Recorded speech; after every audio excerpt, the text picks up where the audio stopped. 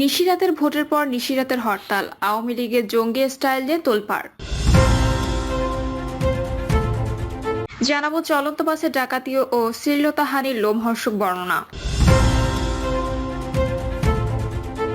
এবং সর্বশেষ জানাবো মেট্রো রেলের নতুন ব্যবস্থাপনা পরিচালক ফারুক আহমেদ।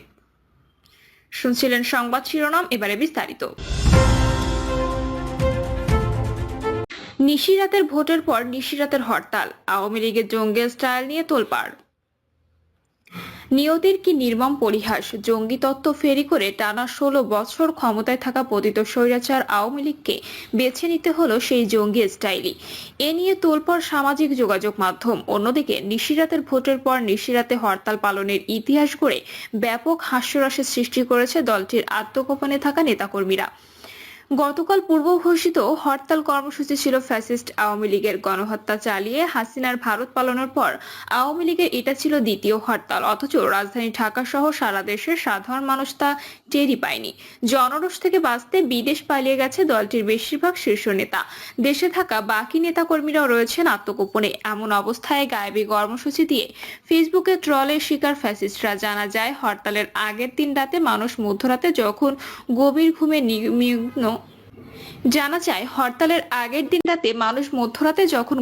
ঘুমে নিমগ্ন তখন হাস্যকর ওই কর্মসূচি পালন করা হয়।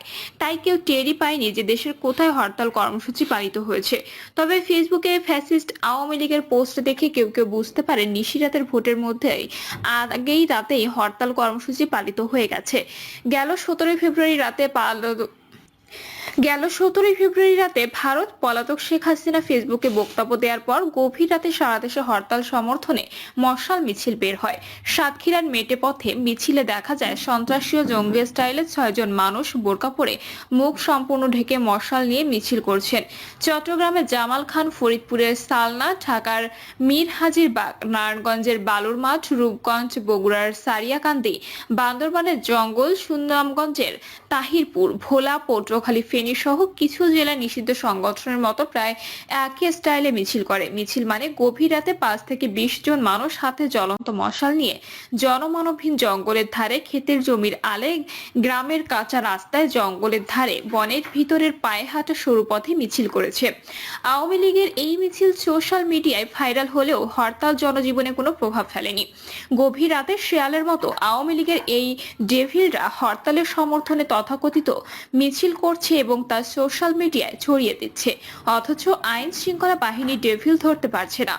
এ নিয়ে ক্ষোভ জানিয়েছে নেটিজেনরা। একজন ফেসবুক ব্যবহারকারী লিখেছেন, সাতক্ষীরার কালীগঞ্জে হরতালের সমর্থনে কালীগঞ্জ আওয়ামী লীগ জঙ্গি স্টাইলে ঝটিকা মিছিল করেছে। বন জঙ্গলে শুটিং করা ভিডিও দিয়ে আওয়ামী লীগ বোঝাচ্ছে তাদের জনবল আছে, হরতাল চলছে। জনগণের কাছে আওয়ামী লীগের অবস্থান কি এটা আগে বোঝাতে উচিত। রাকিব আল হাসান লিখেছেন, মানে এই দিনও দেখতে হবে।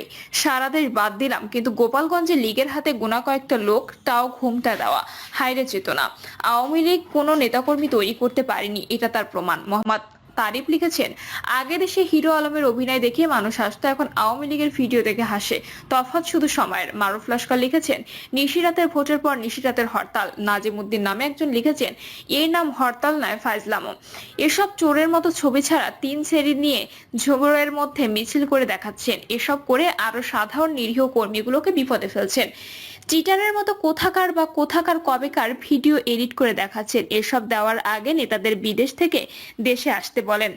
দেশীয় যারা আছে প্রচুর মাল কামিয়েছে তাদের রাজপথে নামতে বলেন।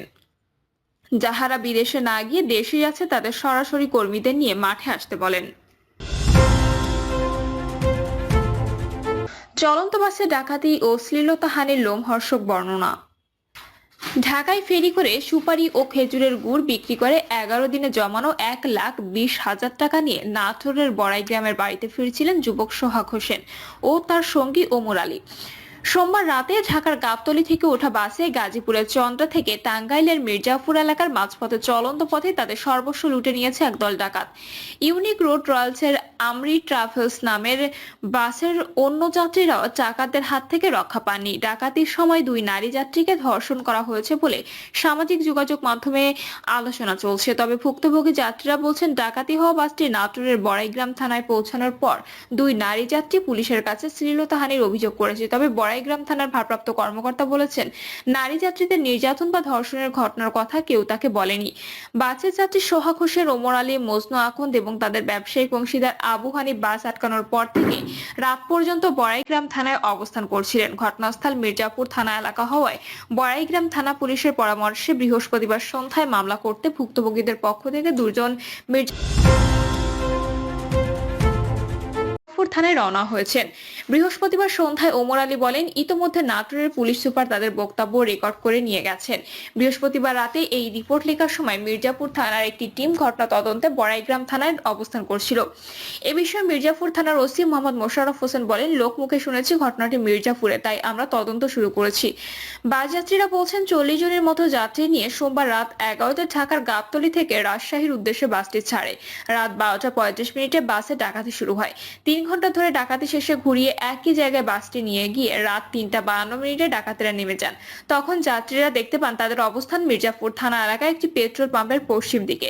সেখানে বাস চালক তার সহকারী ও সুপারভাইজার গন্তব্যে না যেতে নানা চালভানা করতে থাকেন। তবে যাত্রীদের চাপের মুখে তারা বাস ছাড়েন। বেলা 11টা থেকে 11:30টার দিকে বাসটি যাত্রীদের চাপের মুখে বড়াইগ্রাম থানায় ঢোকানো হয়। ঘটনার বর্ণনা দিয়ে সোহাগ হোসেন বলেন, গাবতলী থেকে বাসটি ছাড়ার সময় পেছনের সিটে 3 জন ডাকাত বসেছিলেন। বাসের লোকজনের সঙ্গে এই 3 জন কথা বলে কিছু দূর এসে আরো 5 জনকে বাসে ওঠানো হয়। তারপর ডাকাতদের একজন বাসের স্টিয়ারিং এর নিয়ন্ত্রণ নিয়ে নেয়। এই ডাকাতেরা একজন যাত্রীকে ছুরিকাঘাত করেন, এতে তার সাদা জামা রক্তে ভিজে যায়। তখন ওই যাত্রী তার টাকা সহ সবকিছু বিনা বাক্যে দিয়ে দেন। আরেকজন হাতে ছুরি দিয়ে পোজ দেয়। তার হাতের মাংস কেটে ফাঁক হয়ে যায়। এই ভয়ে যাত্রীরা যার কাছে যা ছিল সব দিয়ে দেন। প্রত্যেক যাত্রীকে ডাকাতেরা বারবার করে তল্লাশি করেন। উল্লেখ করে সোহাগ আলী বলেন, তাকে একজন ডাকাত বাসের সিটের মাঝখানে ফেলে দিয়ে বুকের উপর পা তুলে দিয়ে দাঁড়ায়। এ সময় তার ব্যবসায়িক অংশীদার ওমর আলীর গলায় ছুরি ধরে 20,000 টাকা বের করে নেয়। এ সময় ওমর আলী 1 লাখ টাকার বান্ডিলটি নিচে ফেলে দেন। পরের বার তল্লাশি করতে এসে ডাকাতেরা সেই টাকাটাও পেয়ে যায়। কোনো যাত্রীর মোবাইল ডাকাতেরা রেখে যায়নি, শুধু তার ফোন নিচে পড়ে যাওয়ার কারণে ডাকাতরা বুঝতে পারেনি। আরেক যাত্রী বড়াইগ্রামের মৌখাড়া গ্রামের মজনু আখন্দের 46,000 টাকা কেড়ে নিয়েছে ডাকাতেরা। তিনি বলেন, বাসে মেয়েদের ডাকাতেরা একেবারে বেইজ্জত করে ফেলেছে। ওমর আলী বলেন, দুই নারী যাত্রী তাদের কাছে একাধিকবার বলেছেন যে ডাকাতেরা তাদের শ্লীলতাহানি ঘটিয়েছে। তারা ঘটনাটি বড়াইগ্রাম থানার এসআই শরীফুল ইসলামের কাছেও বলেছেন। এই বিষয়ে বড়াইগ্রাম থানার এসআই শরীফুল ইসলাম বলেন, দুজন নারী যাত্রী তাদের গায়ে হাত দিয়ে গয়নাপত্র খুলে নেওয়ার কথা বলেছেন। যেভাবে খুলে নেওয়া হয়েছে তাতে তাদের শ্লীলতাহানি ঘটেছে। ওই বাসের যাত্রী রাজশাহীর চারঘাটের এক নারী যাত্রী বলেন, ডাকাতেরা বলা মাত্র তিনি তার কাছে থাকা 7,500 টাকা সোনার বালা ও চেইন দিয়ে দিয়েছেন। যারা দিতে দেরি করেছে ডাকাতরা তাদের শ্লীলতাহানি করেছে। মির্জাপুর থানার ওসি মোশাররফ হোসেন বলেন, মঙ্গলবার ভোরে কিছু লোক থানায় এসেছিলেন।